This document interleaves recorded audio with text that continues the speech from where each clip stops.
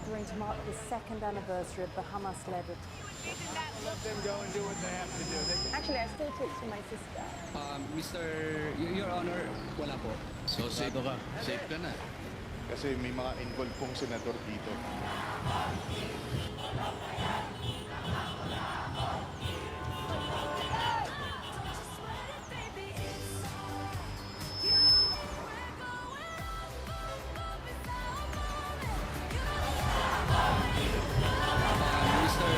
Your Honor, Actually, I still talk to my sister. And there's no gathering to mark the second anniversary of the Hamas-led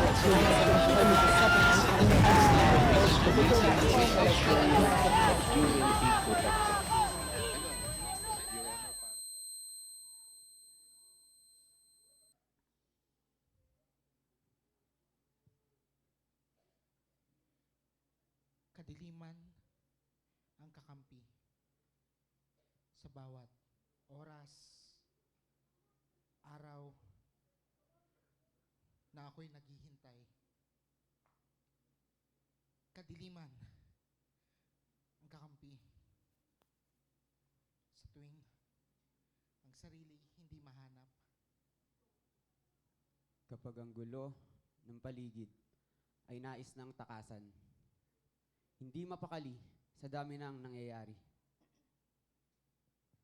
Sana mahaba ang gabi para sa aking kumot. Ako ay kukubli. Ngunit, tunay nga bang kakampi kung ang dilim ay may dulot na ligalig?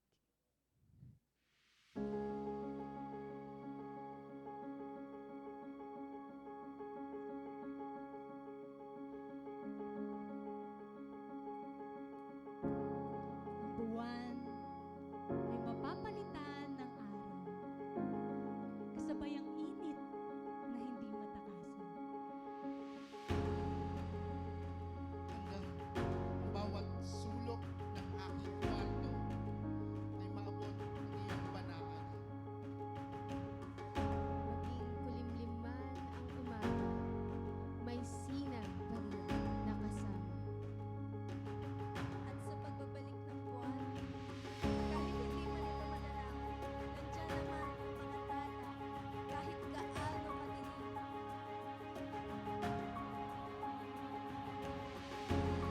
Mabuti man ang lampara, laging-laging may susinig. Hindi Mawawala ang liwanag ng iyong pag-asa.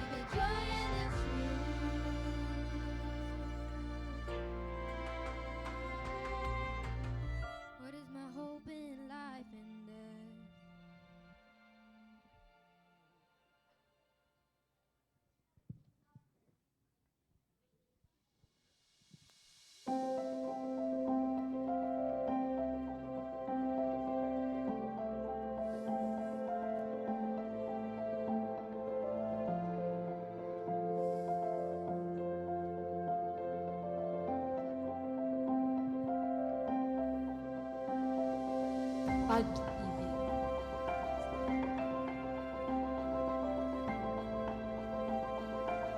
Pag-asa.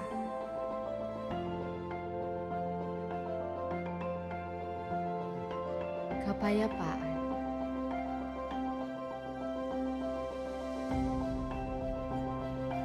Kaligayahan.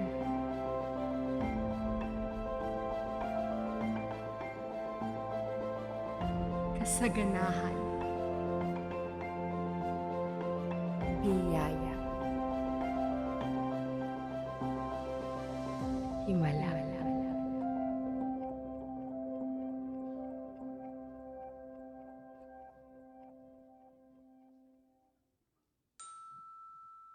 Pakinggan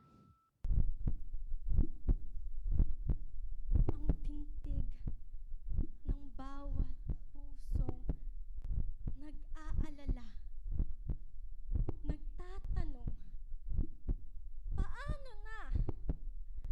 Paano kaya? ang tahimik na panaghoy ng bawat kaluluwa. Bakit? Ano nga ba?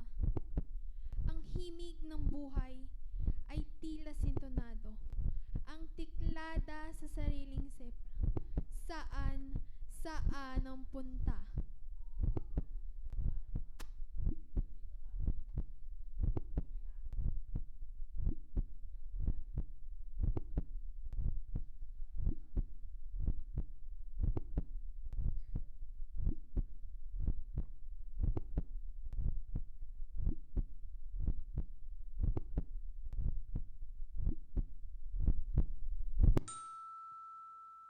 Pagmasdan.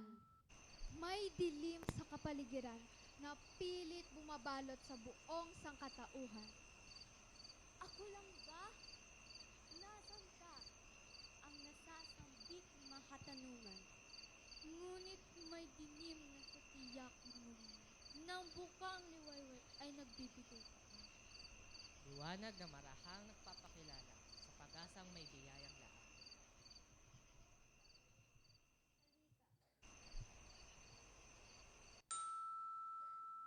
Damhin. Ang init ng liwanag sa unti-unting paglapit na tila ba ito'y matagal nang ipinagtait na isang yakap na mahigpit. Isang matibay na pahiwatig na nandito ako. Nandito ka at paalala na ang bawat pagkakataon ay isang pagpapala at himala. Yayakapin. Ang liwanag nasa pananampalataya at pag-ibig ay nagsisilbing tulay. At ang pag-asa na sa isang kalooban ay patuloy na nagbibigay buhay. Ang aking pagkakailanlan, ako'y minamahal, kay sarap pakinggan, pagmasdan, at damhin ang pag-ibig na walang hanggang sa akin. Ibahagi. Ang ningning ng kanyang liwanag na patuloy na nagagabay sa landas na tinatahak. Hawak kita, huwag mag-alala, hindi ka nag-iisa, wika niya.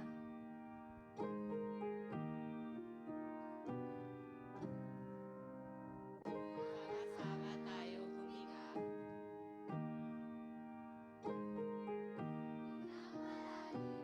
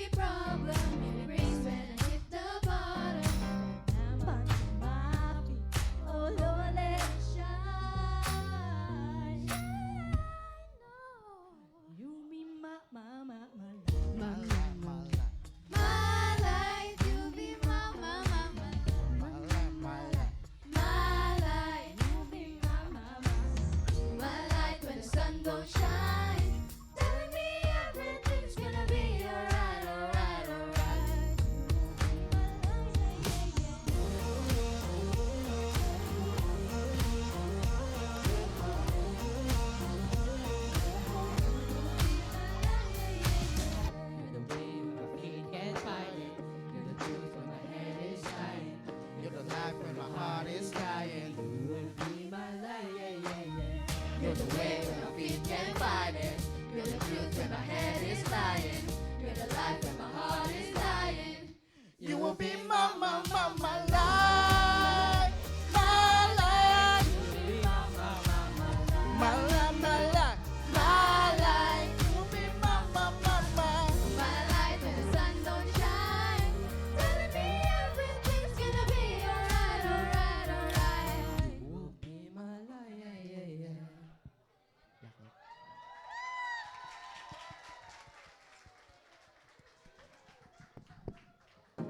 You will be my light, my light. You will be my light, my light. You will be my light where the sun don't shine. Telling me everything's gonna be alright, alright, alright. You will be my light, yeah, yeah, yeah. I've tried on my own strength, but I just trip and fall. Put my faith in the wrong things. Turns out after all, you're the answer for every problem. You're the grace when I hit the bottom. The lamp unto my feet. Oh Lord, let it shine. Shine on. You will be my light, my light. You will be my light. You will be my light where the sun don't shine. Telling me everything's gonna be alright, alright, alright. You will be my light, yeah, yeah, yeah.